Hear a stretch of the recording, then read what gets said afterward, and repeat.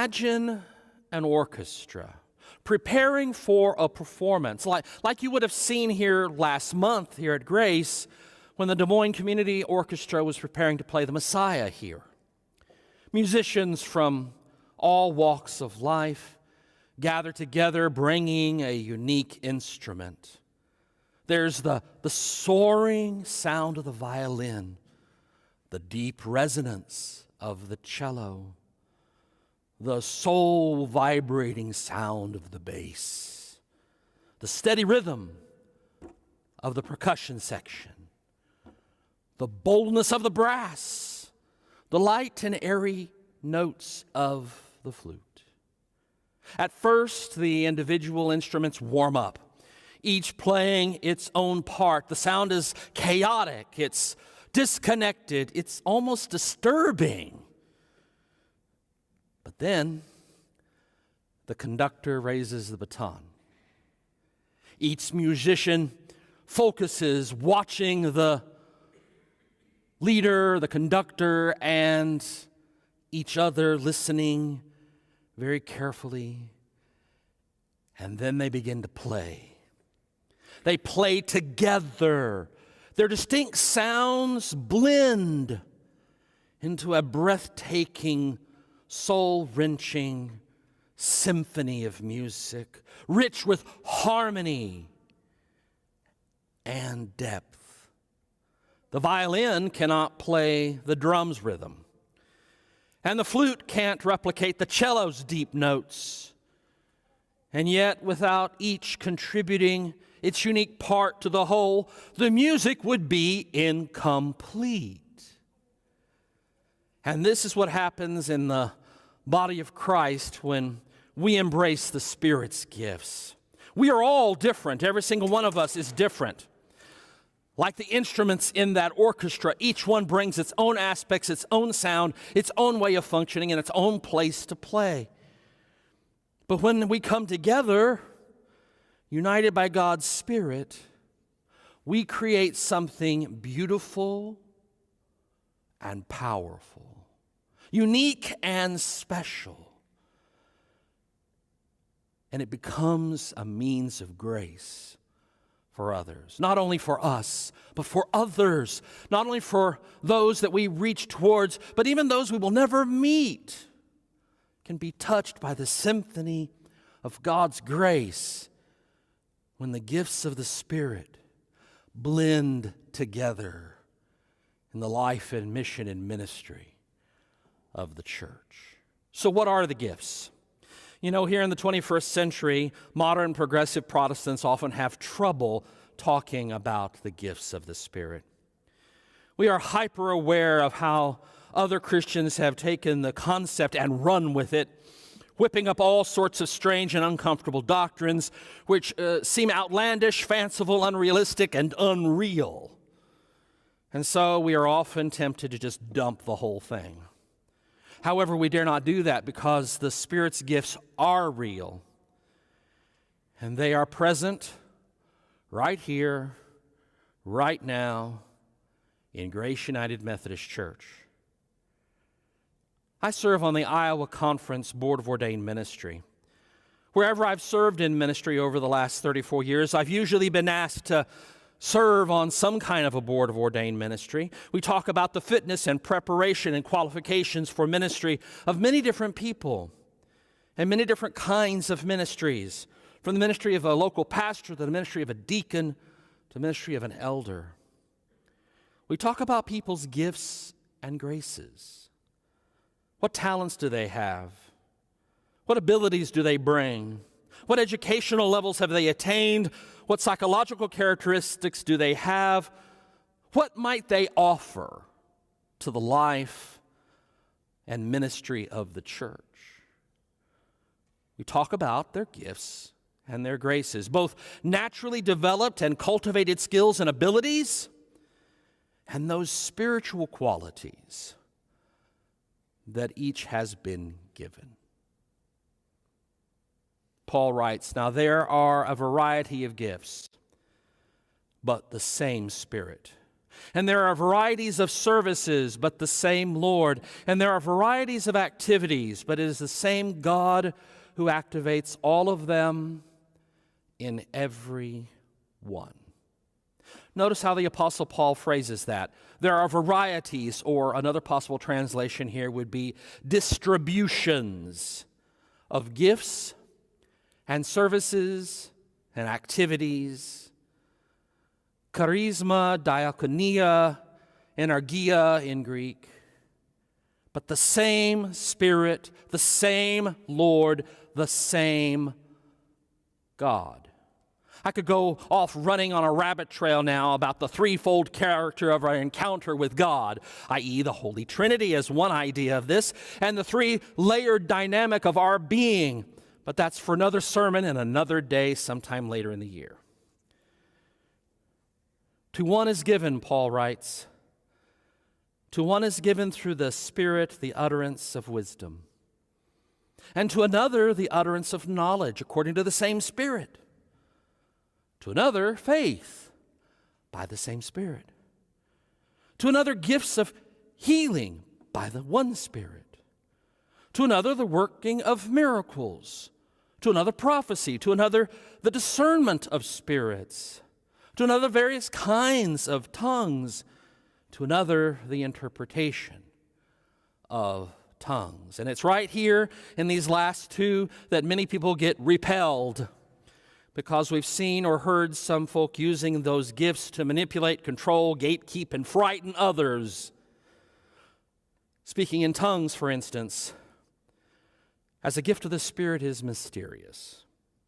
There are numerous ways to explain what it means. There are lots of different examples of it in churches, even today. I don't want to get caught up in the minutiae of all of that, but whole denominations of the Christian faith have been formed to deal with these issues. There have been splits and splits again over the whole question of the place of tongues in the life of the church today. So I want to look at all of these gifts, not just that. I want you to think about people in your life who exemplify each of these gifts. And you all will know who they are. You'll know them when you hear them. Their faces will come to your mind. They will touch you again. And I want to switch the order of the first two.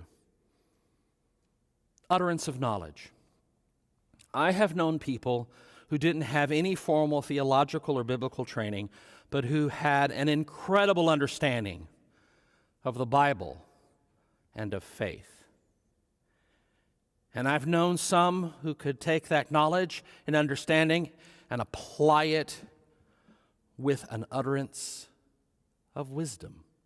Wisdom is often best thought of as knowledge applied.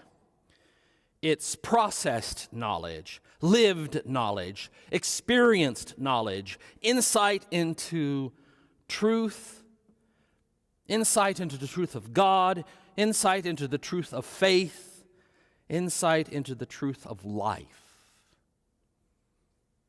Who do you know brings into your life, into the life of the church, wisdom and knowledge? As a gift, not necessarily as their training, as a gift of God. I can think of a few right now. Faith. I often struggle with doubt. A lot of us do. But there are times when faith comes as a gift. We decide to believe even despite the lack of evidence or with only a scant amount of reason to believe. And we act on that belief. And it's faith. Some people struggle with faith. Others have it in great big gobs. And we all know people like that. Healing. We all remember seeing faith healers on TV like Ernest Angley back in the 1970s. Remember him? That's not what healing is about. We know people whose very presence makes us feel better, whose very being brought wholeness to us. Kay Braley. She brought healing to me. When I'd be around her, I would feel better.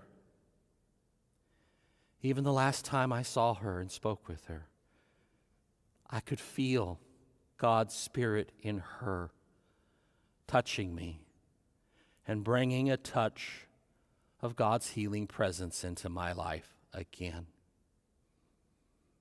That's a gift of the Spirit. Working of miracles. I like to think of miracles not so much as things that we cannot explain or understand, but moments and events in which we gain a greater, more solid understanding and experience of God in our midst. Lots of things that we can explain can also be miracles. The birth of a baby, the curing of a disease by medicine or surgery, the sight of a sunset, the stars in the heavens at night, the growth of plants, the maturation of children, the love of a puppy. We might be able to explain them, but they're still miracles for us, because through them we come to know, to hear, to receive the touch of the presence of God. And there are people who are good at bringing miracles into our lives by who they are, by the gifts they bring, by the way they cause us to change. Because one of the elements of a miracle is the change that it affects in us. The change of mind, the change of attitude, the change of opinion, the change of understanding. I've seen it happen in people where God reaches in and works a miracle to change a broken heart, a broken mind, a fearful heart, a fearful mind, an anxious heart, an anxious mind, a hateful and hating heart. I've seen it crumble in a miraculous way by the gift of God's grace, by the gift of God's Spirit. Prophecy. Now, this doesn't mean fortune telling or foretelling the future. It means hearing and applying God's Word, the wisdom of God written for us. It means bringing a message of God's grace to others, of God's calling, of God's will, of God's correction, of God's direction. It means preaching and teaching. Someone can be trained to be a speaker. They can learn it and they can be good at it. But to be a preacher takes a gift. Some people say a gift of insanity, and I think sometimes they're right. You can use the skills that you've learned and the tricks to prepare sermons and present them, but it takes a gift to get up here like this and over time speak about God. Speak about things that, quite frankly, I don't understand, and yet believe. I can't comprehend. It won't fit inside the narrow cavity of my head. And yet, I believe it. Discernment of spirits. Some people are just good at reading other people, having insight into their character and nature, understanding motivations and agenda. There's education that can help with that, but some people are just spiritually good at understanding other people. And then there's the various kinds of tongues and the interpretation of tongues. Be they spiritual languages or ways of talking to God or to others, be they gifts for communication, for conveying the gospel to others. I really don't know which they might be, or they might be all of them. Some have suspected that it's really an uncanny ability that some people seem to have to pick up languages easily, especially verbally, and to grow in understanding of sound and sense patterns. This idea was more common in low-literate cultures, where people learn languages experientially and not through writing. Today, some people just have a knack for languages, while others struggle to understand and use their own language at times. You know the kind and experience. You know the people for whom it is true that these kinds of gifts and graces function in their lives.